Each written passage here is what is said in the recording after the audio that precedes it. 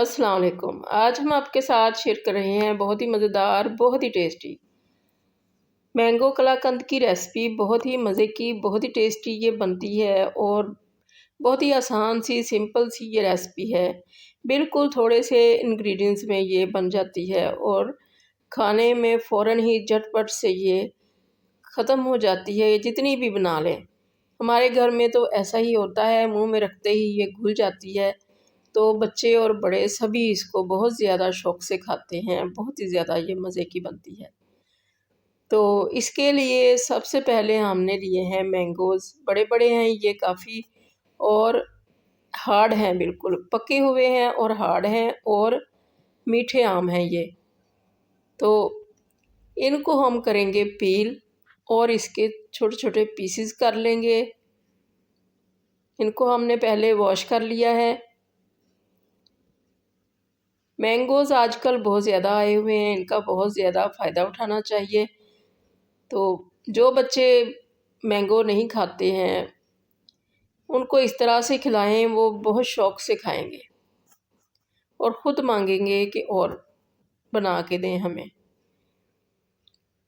जिन बच्चों को या बड़ों को खून की कमी होती है, ब्लड की कमी होती है, उनको चाहिए कि वो मैंगोज़ बहुत ज़्यादा खाएँ शौक़ से और बाद में इसके लस्सी वग़ैरह पी लें, क्योंकि अगर इसके बाद लस्सी नहीं पिएँगे तो फिर खून के अंदर बहुत ज़्यादा हरारत पैदा हो जाएगी, तपश हो जाएगी और फिर दाने वग़ैरह निकलेंगे और ऊपर से इसको अच्छी तरह से साफ़ करके फिर खाएँ। तो ये हमारे सारे ही कट हो चुके हैं पीसेस। इनको अब हम ग्राइंडर में डाल के ग्राइंड कर लेंगे। पानी इसके अंदर बिल्कुल ऐड नहीं करना, इसकी हमने प्यूरी बनानी है। सिर्फ मैंगोज़ ही डाले हैं और इसको हमने ब्लेंड कर लेना है। तो बहुत अच्छा सा पेस्ट तैयार हो चुका है। पेस्ट हमारा तैयार हो चुका। अब हमने एक पैन लिया है, इसके अंदर दूध ऐड कर दिया। दूध हमने लिया है 2 लीटर फ्रेश मिल्क और इसको हमने चढ़ा दिया है हल्की फ्लेम करके, ताकि इसमें रबड़ी सी बनती जाए। और ये देखें ऊपर मलाई आ चुकी है। तो इसको हम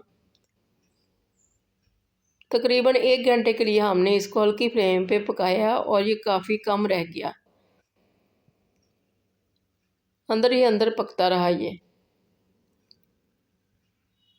हल्की फ्लेम करके। तो इसको कभी कभार हमने इसको हिला दिया ताकि ये नीचे ना लगे और इसको हमने गाढ़ा करना है।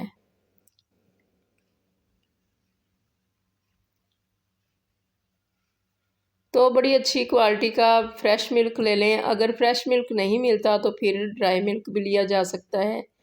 और इसके अंदर हमने फुल फ्लेम करके ऊपर से मैंगोज़ डाल दिए, जो पल्प बनाया था। फुल फ्लेम करके हमने ये डाला है क्योंकि मैंगोज़ हमारे ठंडे हैं और इनको जब हम फुल फ्लेम करके डालेंगे तो इस जो दूध है इसके अंदर से इसका पानी अलग हो जाएगा और जो दूध है वो अलग हो जाएगा, दूध फट जाएगा। तो इस तरह से हम मिक्स करते जा रहे हैं और ये देखें दूध अलग हो गया और पानी अलग हो गया है। तो पहले से भी हमने काफ़ी ड्राई किया था इसको, तो अब फिर दोबारा से फुल फ्लेम कर देंगे इसके नीचे, ताकि इसमें जो फालतू पानी है अब वो ड्राई हो जाए। तो जितनी देर ये पानी ड्राई नहीं होगा उतनी देर तक इसको हम इसी तरह से फुल फ्लेम पे पास खड़े होके पकाते रहेंगे। वैसे इसमें बॉयल नहीं आता। तो ये हमने 4 टेबल स्पून इसमें चीनी ऐड कर दी, क्योंकि आम भी हमारे मीठे हैं। तो 4 टेबल स्पून ही हमने इसमें शुगर ऐड की है।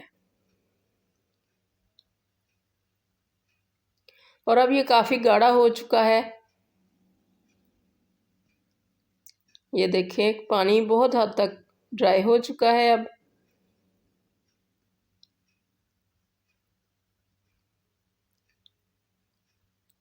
काफ़ी गाढ़ा हो चुका है ये मिक्सचर सारा।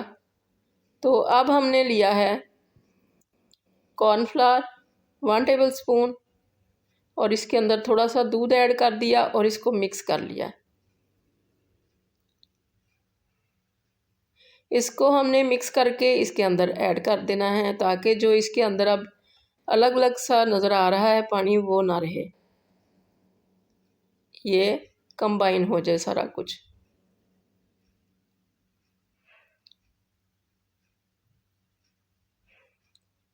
और साथ साथ ही इसको हम चलाते जा रहे हैं। फ्लेम इस वक्त हमने मीडियम कर दी है, ताकि ये साइडों पे लगे ना, क्योंकि अब इसके अंदर पानी काफ़ी हद तक ड्राई हो चुका है, तो ये इसके लगने का भी ख़तरा है। तो इसको हम इसी तरह से हिलाते जा रहे हैं और इसको टेस्ट करके इसी स्टेज पे देख लें इसके अंदर मीठा ठीक है या नहीं। तो हमने टेस्ट किया तो बिल्कुल ठीक था मीठा। तो अब इसके अंदर हमने, ये काफ़ी हद तक ड्राई हो चुका है, बिल्कुल ड्राई हो चुका है बल्कि। तो अब इसके अंदर हमने देसी घी का 1 टेबल स्पून डाल दिया।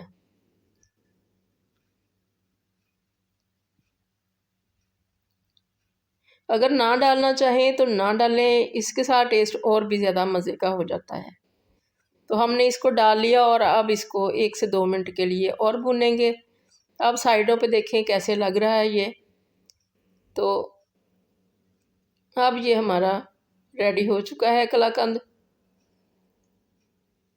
अब इसके चाहें तो पीसेस कर लें, इसको जमा लें, और चाहें तो ऐसे ही डिश में निकाल लें।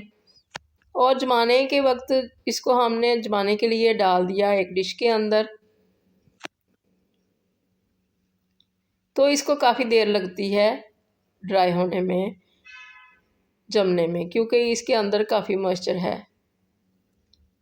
तो इसको हम रख देंगे फ्रिज के अंदर और बाद में इसके अंदर कट्स लगाएंगे। इसके ऊपर थोड़ी बहुत सी जो हमने करनी है डेकोरेशन, वो इसी स्टेज पे कर लेंगे, और कट्स वगैरह जो हैं ठंडा करके इसमें लगाएंगे। और ये देखें, ये हमारे पीसेस रेडी हो चुके, और ये हमने एक डिश में वैसे ही निकाल लिया था, क्योंकि जब बनाएं तो बहुत ज़्यादा जल्दी होती है इसको खाने की। जो हमारे फैमिली मेम्बर्स हैं वो बिल्कुल बर्दाश्त नहीं करते इसके पीसेस बने, कब ठंडा हो और कब ये खाएं। तो हमारा बेटा जो है वो कहता है कि मम्मा, अगर आपने ये चीज़ बनानी हुआ करती है, जैसे वो ऐड आता है ना कि बहू अगर ये खीर बनाओ तो आइंदा ज़्यादा बनाना, थोड़ी ज़्यादा बनाना, वो भी कहता है मम्मा आगे से आप ये बनाएंगी तो थोड़ी ज़्यादा बनाना। इतना ये मज़े का बनता है, फ़ौरन ही झटपट से ये खा लिया जाता है। इसको रखने का बिल्कुल भी दिल नहीं करता है कि ये कल खाएंगे या बाद में खा लेंगे। बहुत ही मज़ेदार सी ये रेसिपी, अल्लाह करे आपको बहुत ज़्यादा पसंद आए और आपकी बहुत अच्छी बने। दुआओं में याद रखिएगा। अल्लाह हाफिज़।